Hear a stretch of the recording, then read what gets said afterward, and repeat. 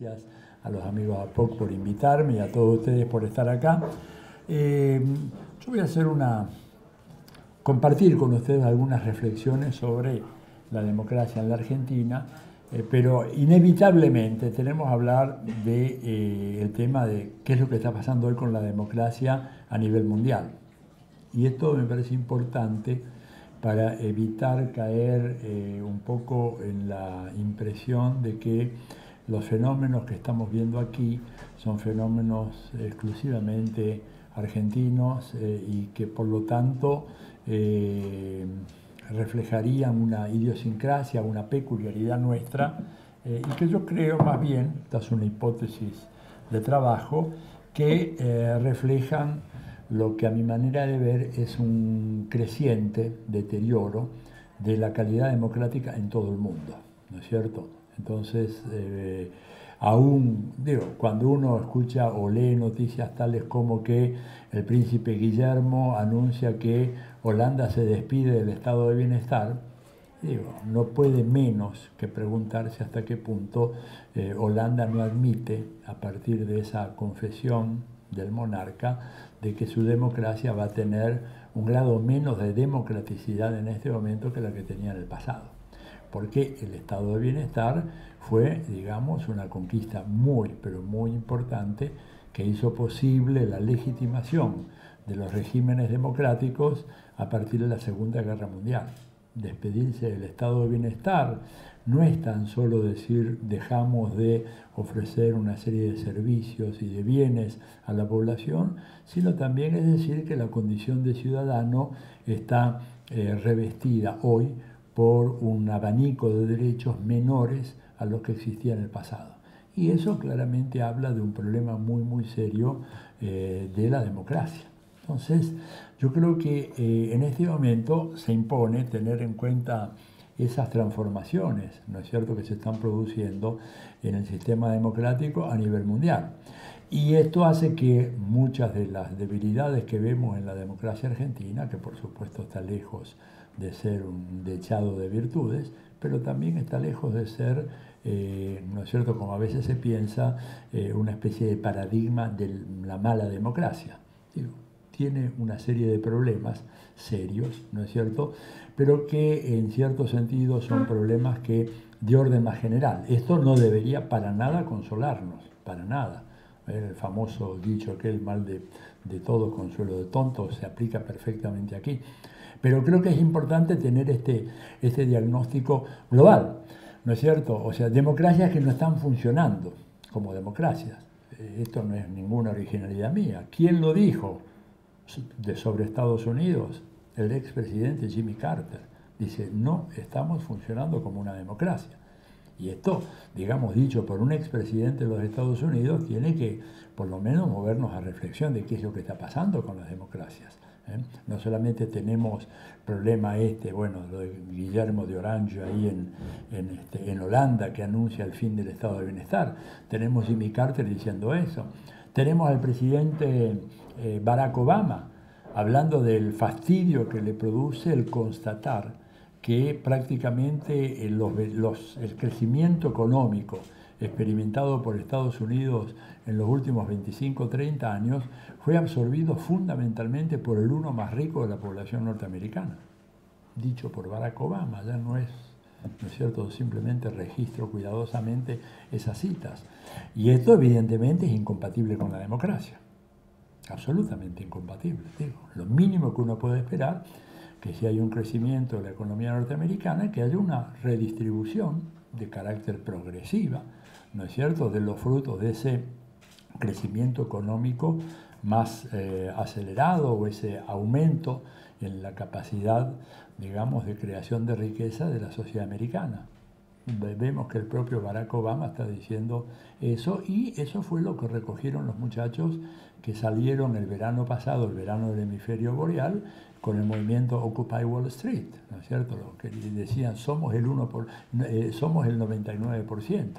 El 1% es el otro que acrecentó su riqueza de manera extraordinaria. Hay muchos números ahí, no los quiero aburrir con eso, pero digamos el 10% superior, ¿no es cierto? Incrementó en 274% su riqueza en los últimos 25 o 30 años. Y dentro de ese 10%, el que acrecentó muchísimo más fue el 1% superior. La pregunta es hasta qué punto esto es compatible con una democracia. Y la respuesta claramente es que no. Digo, yo escribí hace un tiempo un librito que no ha circulado mucho, pero ahora estoy haciendo una nueva edición. Se llama Aristóteles en Macondo. Por ahí todavía se consiguen algunas versiones originales, pero estoy haciendo una versión más nueva en donde un poco el título surge porque inventé un diálogo imaginario entre Aristóteles y estudiantes y profesores de ciencia política que le preguntaron en este diálogo imaginario. El bueno Aristóteles vuelve al mundo de los vivos y ahí se lo convoca para tener una reunión así como esta, en donde básicamente, pero ustedes, o sea, los jóvenes que están esperando la llegada de Aristóteles, le preguntan, bueno, ¿cómo ve las democracias de América Latina? Y Aristóteles, fiel a su metodología de trabajo, dije, me tengo que recorrer la región, tengo que revisar algunos datos, levantar algunas informaciones y en función de esto vengo y les digo. Bueno, no voy a sintetizar el libro ni el diálogo acá, pero lo que claramente surge, ¿no es cierto?, en ese diálogo, a partir de una recuperación muy estricta de los análisis de Aristóteles en la política, en la ética a Nicómaco, Aristóteles terminan diciendo, bueno, pero acá hay un error. ¿Cuál error?, le dicen los estudiantes y los profesores. Bueno, pero es que yo acá no veo democracias. ¿Cómo no veo democracia? No, lo que veo son regímenes, ¿no es cierto?, que gobiernan en beneficio de los ricos. Entonces empieza a dar datos estadísticos en América Latina, en donde un país tras otro va demostrando que los sectores más adinerados se beneficiaron mucho con el proceso de reconstrucción democrática en América Latina. O sea, en otras palabras, que los ricos se volvieron más ricos y que los pobres, en el mejor de los casos, siguieron manteniendo su posición relativa. En otros casos, directamente, se desplomaron. Entonces dice, esto no es propio de las democracias, esto es realmente característico de lo que podríamos llamar oligarquías o plutocracias, el gobierno de los ricos en beneficio de los ricos. Claro, hay toda una serie de datos duros que avalan eso y que, por ejemplo, cuando uno baja al caso argentino concretamente, y el otro día salió la última edición de Le Monde Diplomatique, que les recomiendo que vean, hay un dossier sobre 30 años de democracia en la Argentina y ahí José Nun, ¿no es cierto?, hace un análisis muy interesante sobre la estructura tributaria y los problemas de la distribución del ingreso en la Argentina, y él demuestra que la brecha entre ricos y pobres que había en la Argentina a los comienzos de la democracia, después de 30 años de democracia, esa brecha se multiplicó por 3. O sea, no es que se hizo un poquito más grande, esa brecha se multiplicó por 3. Y digamos así rápidamente les cuento cómo serían los números que dan origen a esta interpretación de Nun, ¿no es cierto?, que no están en su artículo, pero sí están en los análisis míos, es que cuando se retira el régimen militar, ¿no es cierto?, luego la derrota de las Malvinas y bueno, el repudio de la población, la asunción de Raúl Alfonsín a la presidencia de la República, la brecha entre el 10% más rico de la población argentina y el 10% más pobre era de 13 a 1. 13 a 1. En la actualidad, con todas las dudas que generan muchos de los datos del INDEC, la brecha está en torno a 35 a 1. ¿Se dan cuenta? Es decir, que la disparidad realmente, tal como dice Nun, se multiplicó por 3. Cuando uno mira otras experiencias, por eso siempre es muy interesante acá los análisis comparativos, porque si no quedamos presos de las peculiaridades nacionales y nos cuesta mucho entonces entender el problema. Cuando uno mira los datos comparativos y los datos de una perspectiva histórica, comprueba, por ejemplo, que en la Europa de la posguerra, ¿no es cierto?, si hubo algo que pasó, fue que la brecha que diferenciaba los ingresos de ricos y pobres se fue haciendo cada vez más pequeña. No solamente en Europa occidental, También, por ejemplo, en un país como Corea del Sur, del cual tampoco se sabe, pero cuando Corea del Sur acaba con su régimen militar y comienza un proceso de transición democrática como el argentino, uno de los rasgos más notables de ese proceso tan mal estudiado, tan poco conocido, es que ahí también la brecha de ingresos se redujo significativamente, al punto tal que hoy en día Corea del Sur es una de las sociedades más igualitarias del mundo, junto con los países escandinavos que todavía mantienen, ¿no es cierto?, ese rasgo. El caso de Noruega, el caso de Finlandia, el caso de Suecia, son los casos más importantes, pero enseguida viene Corea del Sur como uno de los países más igualitarios del mundo. O sea, en estos casos, el avance hacia la democracia, la recuperación de la democracia, fue acompañado con procesos de implementación de políticas que tendieron a establecer sociedades más igualitarias y uno podría decir, ¿no es cierto?, sociedades más justas. Y yo creo que este es el punto sobre el cual hay que insistir mucho, ¿verdad? Si en la experiencia europea, por ejemplo, países como Alemania, que tenía una tradición autoritaria y antidemocrática mucho más profunda que la que tenía un país como Argentina, esto hay que decirlo porque a veces se pasa de largo este dato. O sea, Alemania no era un suelo muy propicio para el desarrollo de la democracia y una cultura democrática, y sin embargo se fue construyendo una cultura democrática muy fuerte, un orden político democrático muy significativo, ¿verdad? Pero eso tuvo que ver con el hecho, perdón, con el hecho de que la sociedad alemana, en función del proceso de redemocratización lanzado después de la Segunda Guerra Mundial, se convirtió en una sociedad mucho más igualitaria. Hay estudios muy interesantes, monográficos, puntuales. Por ejemplo, acceso de los hijos de la clase trabajadora a la universidad. Bueno, antes del advenimiento de la democracia, 1946, digamos, prácticamente era nulo. Sin embargo, ya en la década de los 60, el número de hijos de trabajadores manuales que asistían a las universidades alemanas había comenzado a aumentar muy significativamente. O sea, procesos de movilidad social, por la vía del acceso a mayores niveles de educación, etc. En otras palabras, esas sociedades se fueron convirtiendo en sociedades más igualitarias. ¿Cuál fue la historia de América Latina, la historia de la Argentina en particular? Exactamente la inversa. Cuando uno analiza, ¿no es cierto?, lo que pasó en la Argentina, les simplificaba con ese dato, a la salida de la dictadura 13-1, en el momento actual, crecimiento económico mediante, tasas chinas mediante, bueno, reestructuración económica, desarrollo industrial, todo aquello, ¿verdad?, que ya sabemos, pero en un contexto de creciente desigualdad. ¿Solamente la Argentina? No, la misma historia en Chile. Peor tal vez, ¿verdad? Peor tal vez. La misma historia en Brasil, la misma historia en Uruguay.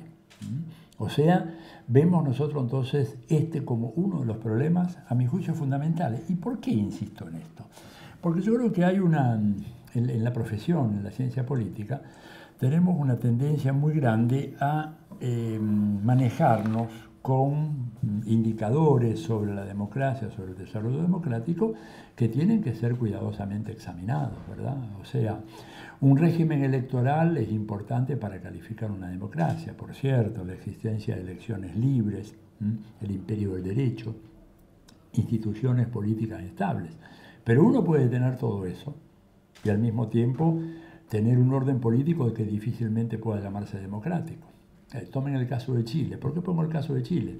Porque durante mucho tiempo en la ciencia política latinoamericana se consideró el caso chileno como la más exitosa transición de la dictadura a la democracia de América Latina.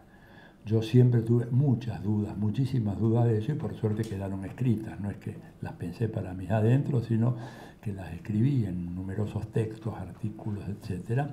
Y lo cierto es que al cabo de tantos años, al cabo de 23 largos años, todavía esa transición democrática está inconclusa. Y el avance de un régimen democrático en Chile todavía tiene un largo camino y cuesta arriba por delante.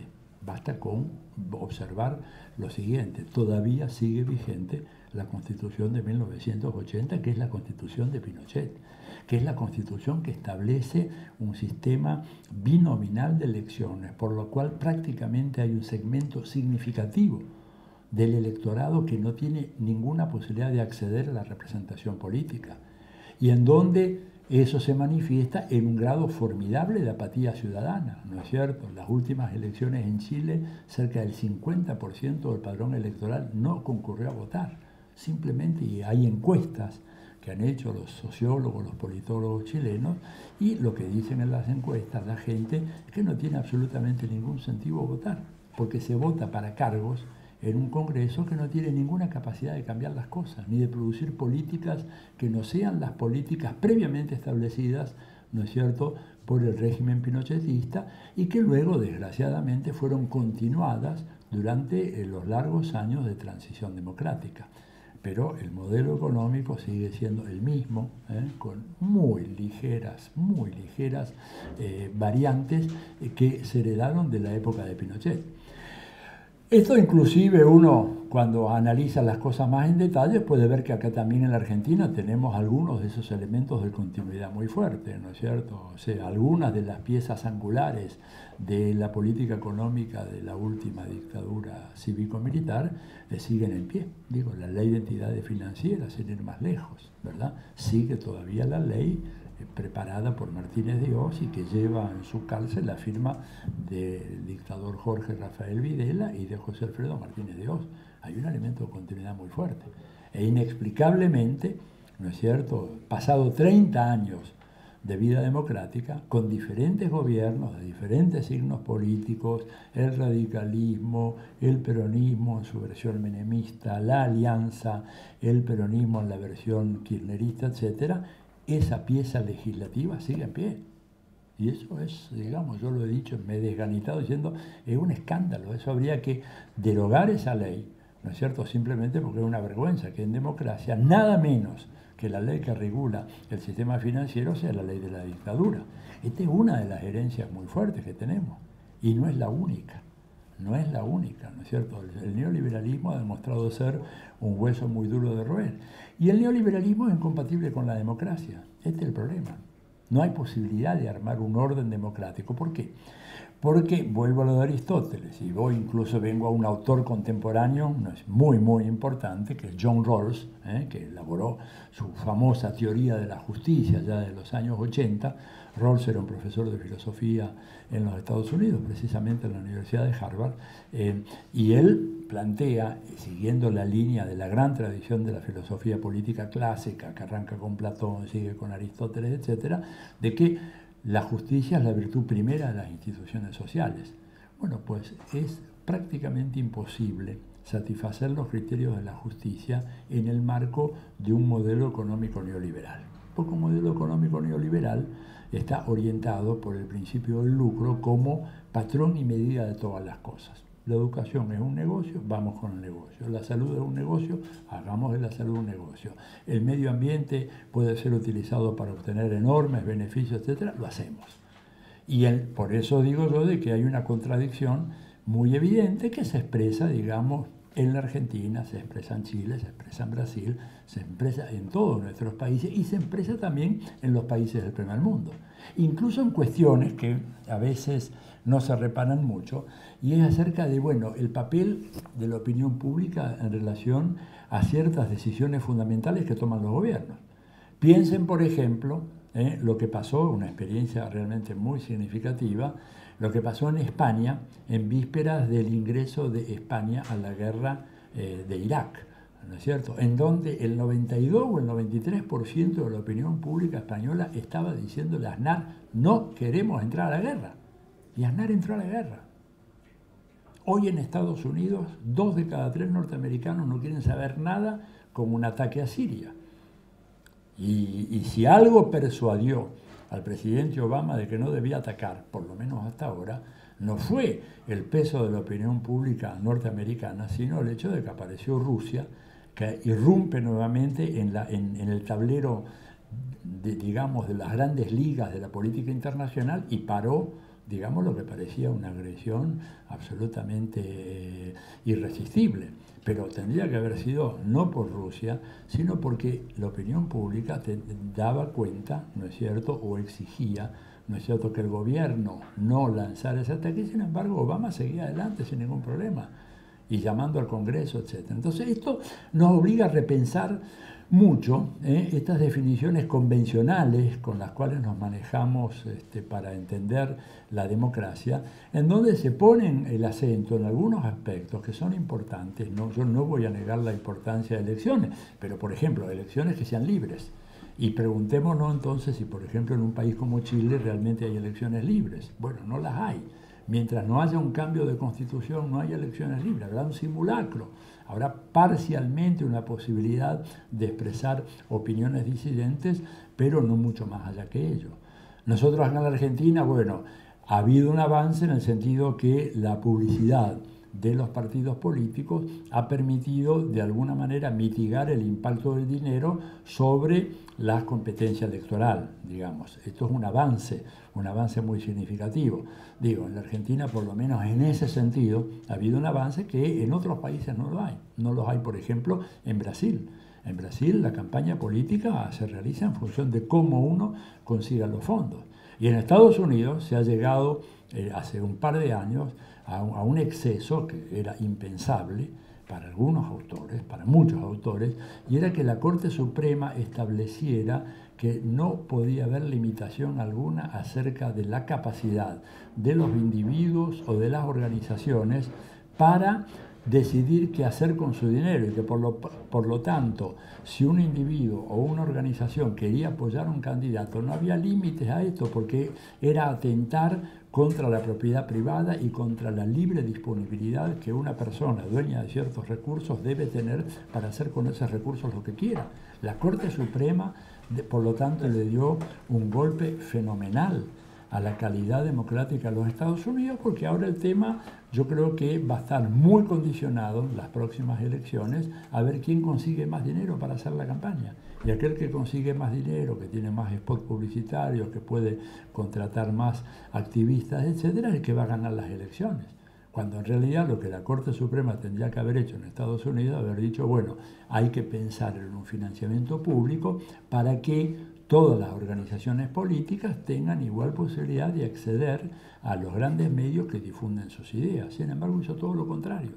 Es una decisión realmente escandalosa de la Corte Suprema de los Estados Unidos, pero que de alguna manera indica, ¿no es cierto?, una tendencia a pensar la democracia como un juego en donde los intereses más poderosos son los que prevalecen. Por eso nos sorprende que un autor liberal de los Estados Unidos, no estoy hablando de un pensador socialista, estoy hablando de un liberal como Sheldon Walling, largos años profesor en Princeton y uno de los más estudiosos, importantes investigadores sobre la política de los Estados Unidos, haya escrito un libro que se llama Democracy Incorporated, y acá se tradujo como Democracia, Sociedad Anónima, en donde él plantea una tesis radical que hace 20 años solamente lo planteaban autores de inspiración socialista, marxista o anarquista, y que hoy en día la plantea un señor que es vuelvo a decir, un filósofo político progresista, de lo que en Estados Unidos se llama un liberal,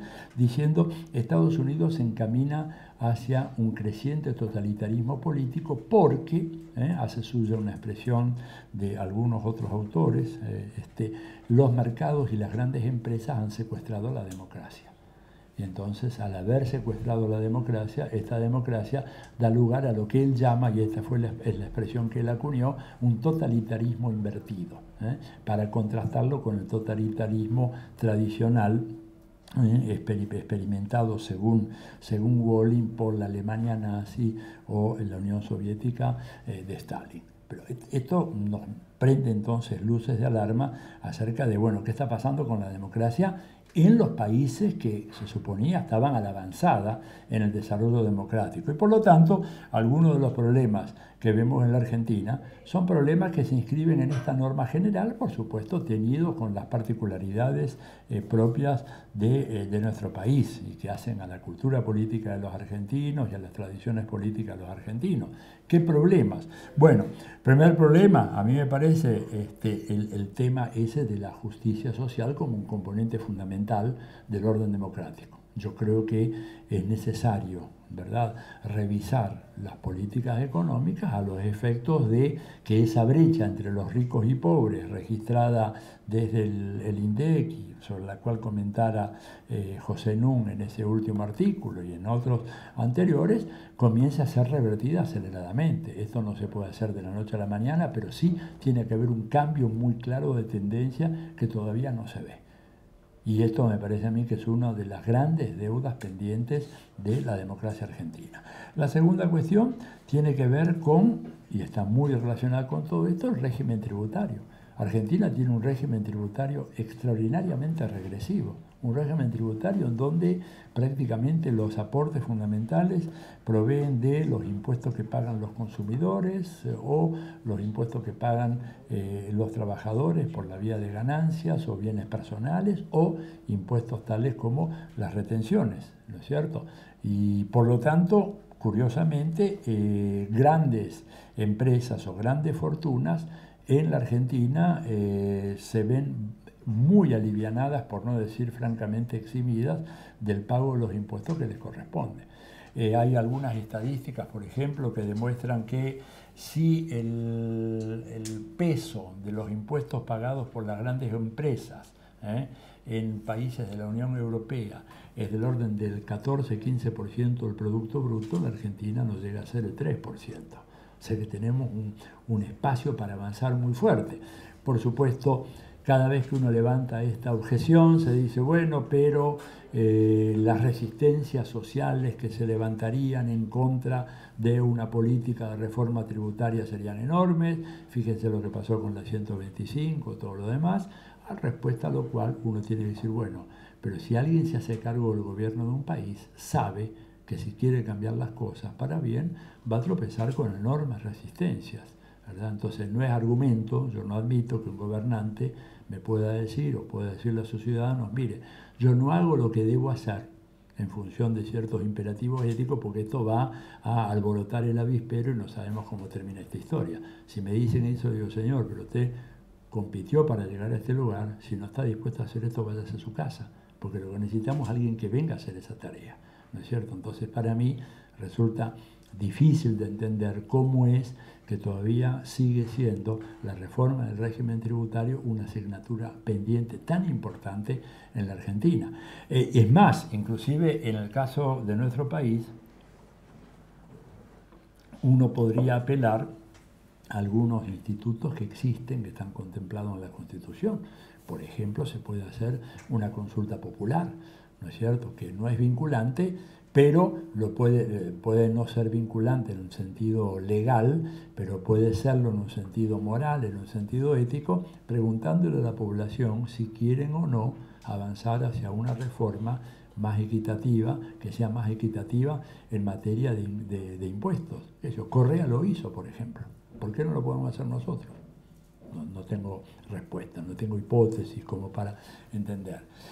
Y luego, digamos, creo que es muy importante ver de qué manera podemos mejorar la calidad de la oferta política, ¿no? Y cuando digo la calidad de oferta política tiene que ver con una dirigencia, con la capacidad de hacer una interpelación a la ciudadanía que sea mucho más inteligente, mucho más racional, mucho más sensata, mucho más alejada de los eslóganes facilistas con los cuales yo personalmente veo que hay un verdadero torneo entre oficialismo y oposición y que me cuesta mucho en ambos lados de ver cuál es el argumento racional que puede estar subyaciendo a muchas de estos debates que realmente yo podría decir que son debates en torno a chicanas o debates en torno a simplificaciones o a consignas y no debates que van al fondo de la cuestión. Es decir, cómo hacer una Argentina mejor, qué estructura tributaria tenemos que darnos,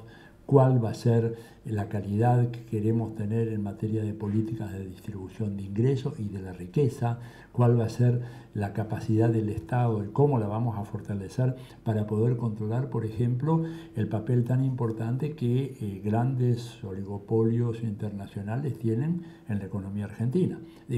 Describo simplemente un hecho. Esta es una de las economías más extranjerizadas de América Latina, ¿verdad? Lo cual realmente ya es un indicio muy, muy preocupante, no porque sean empresas extranjeras, sino porque son grandes oligopolios que se benefician además de una constitución que constituye, a mi manera de ver, una verdadera aberración en lo que hace al tema de recursos naturales. Y que eso explica cosas que pasan en este país y que no pasan en otros. Pongo un ejemplo para que sea muy claro. En la República Dominicana, y no estamos hablando, ¿no es cierto?, de Alemania, de Francia o de Estados Unidos, la Barrick Gold está pagando un canon que oscila entre el 15 y el 18% de lo que saca en boca de mina. Acá paga el 3%. ¿Por qué paga el 3%? Bueno, porque acá se arregla con los gobernadores, en este caso con José Luis Gioja en la provincia de San Juan.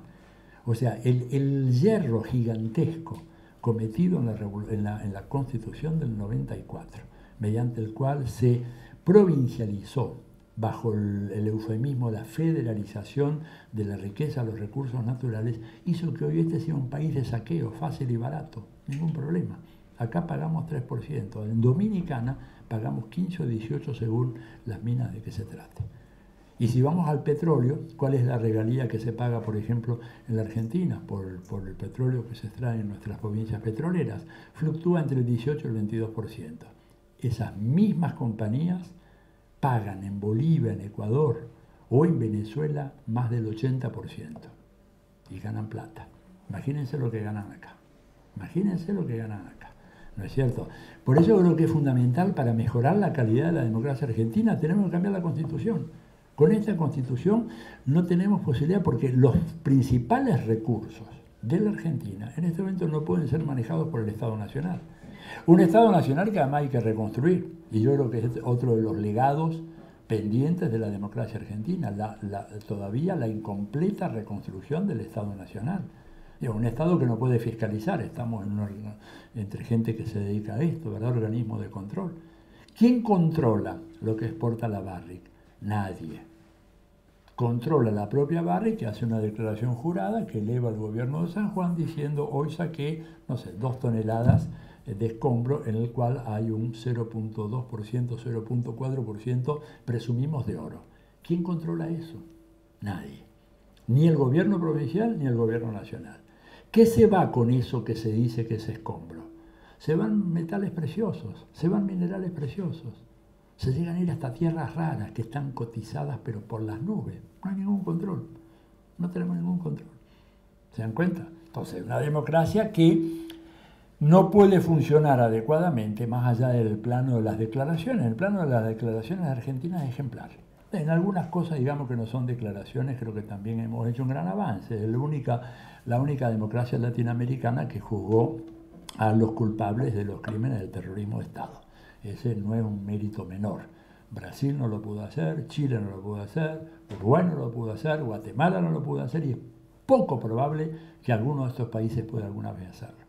Y por eso es importante evaluar lo que se hizo en la Argentina desde los primeros inicios de esta política con Ricardo Alfonsín, ¿no es cierto? Que hoy en día, bueno, a veces se lo mira por encima del hombro, pero había que hacer aquello en el año 1984, cuando de hecho la mayoría del Partido Justicialista estaba en contra de eso. O sea, creo que es muy importante tener en cuenta que ha habido una tarea muy significativa que comenzó con Alfonsín, que tuvo sus avatares, sus idas y vueltas, bueno, pero en ese momento los militares eran un actor fundamental de la política argentina. Cualquier politólogo, los primeros nombres que aprendían eran el del presidente, el vicepresidente, algún jefe de la bancada de diputados, y enseguida los nombres del Estado Mayor de las Fuerzas Armadas, porque eran esos los gentes que en cualquier momento daban un golpe de timón o un golpe de Estado, sino un golpe de timón, y cambiaban el curso de la política argentina. Eso se acabó, pero ese fue un gran logro de la democracia argentina, ¿no es cierto?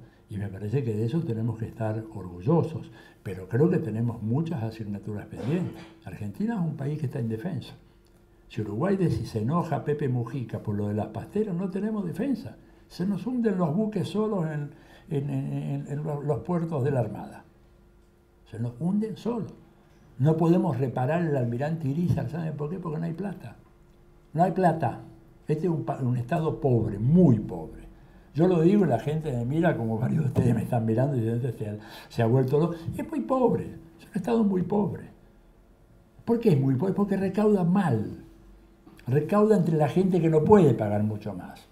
¿Cuánto más? A ver, fíjense todo el lío que se armó con el tema ganancias, bienes personales, los impuestos indirectos, la ley del cheque, etc. Una estructura tributaria armada a los ponchazos, producto de situaciones coyunturales que después se coagulan y quedan acá en la Argentina. Lo provisorio se transforma en lo permanente, como por arte de magia. Hay una metamorfosis perversa. Tomamos una medida excepcional para un parche y el parche se transforma en una segunda naturaleza. Entonces, claro, con eso no tenemos fuerzas armadas en capacidad de combate. No pueden salir a volar los aviones, los barcos no pueden. Están depredando completamente la riqueza ictícola del mar argentino y no tenemos cómo salir.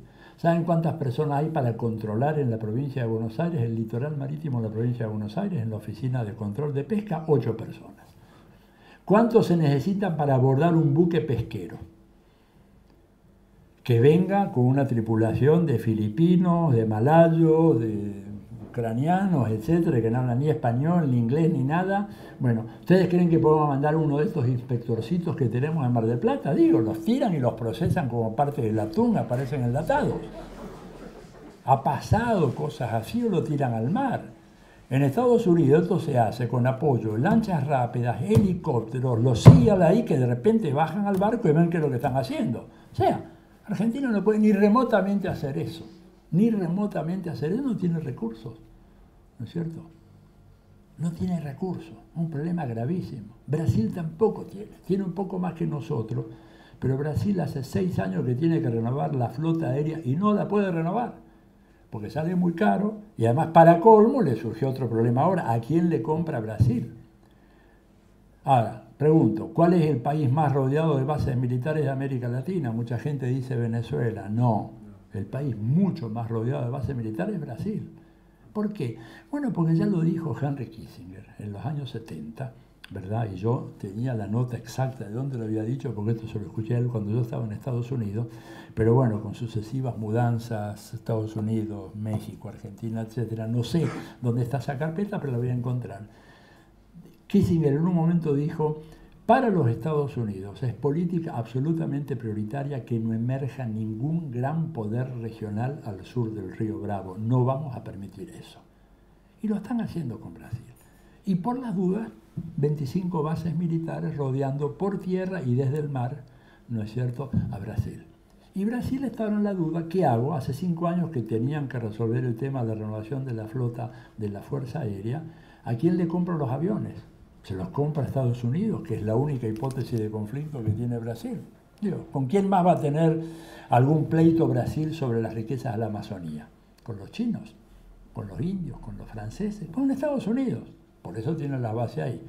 Pero si le compro los aviones a Estados Unidos puede hacer lo que hizo con Chávez y lo que hizo con varios otros gobiernos, ¿no es cierto?, en Asia, que en la medida en que haya un diferendo con Estados Unidos decreta simplemente un embargo, ¿no es cierto?, del software de navegación y el software de combate de esos aviones, con los cuales esos aviones, que valen una fortuna cada uno, quedan totalmente inmovilizados. Le puede mandar las turbinas, le puede mandar todas las alas, los flaps, todo eso, pero no le manda el software de navegación y el software de combate, que se renuevan como el de las laptops de ustedes cada 4 o 5 meses. Versión 3.2.1, versión 3.2.2, así el que tiene la última gana. Pero le embarga eso y se acabó. ¿A quién le compra? Bueno, decían, bueno, compramos a los franceses. Después de lo que hizo Hollande, después que Hollande, en contra del Parlamento británico, que había dicho no, Hollande dice, no, sí, yo estoy a favor y apoyo el ataque a Siria. Imagínense que haya un pleito entre Brasil y los Estados Unidos y Estados Unidos le diga a Hollande, oiga, mire, no le venda más aviones ni partes a aquellos delincuentes de Brasil, ¿no es cierto? Porque son enemigos, favorecen al terrorismo, no han hecho nada en la triple frontera, dejan que estén los terroristas por ahí, y Hollande, como decía alguien acá, saludo uno, saludo dos y lo obedece. O sea que Dilma en este momento tiene una única opción, que es comprar aviones a los rusos, comprarle el Sukhoi. Esto para que vean un poco el tema, la gravedad del tema de la defensa, ¿no es cierto? Que nosotros lo tenemos a un grado superlativo, que también Brasil lo tiene. El problema es que si Brasil no logra armar un aparato de defensa continental, va a ser muy difícil que nosotros desde la Argentina podamos hacerlo solitos. Entonces, bueno, esta es otra gran asignatura pendiente. No haber tenido una política militar adecuada, haber confundido mucho los planos, y entonces, bueno, tenemos esta democracia en donde hay demasiadas asignaturas pendientes y no se ve en el horizonte cómo es que alguien puede hacer una propuesta razonable para, bueno, enfrentar esos dilemas. Como creo que me pasé de tiempo, dejo acá si ustedes pueden preguntar y yo voy a tratar de responder a las preguntas que ustedes tengan. Muchas gracias.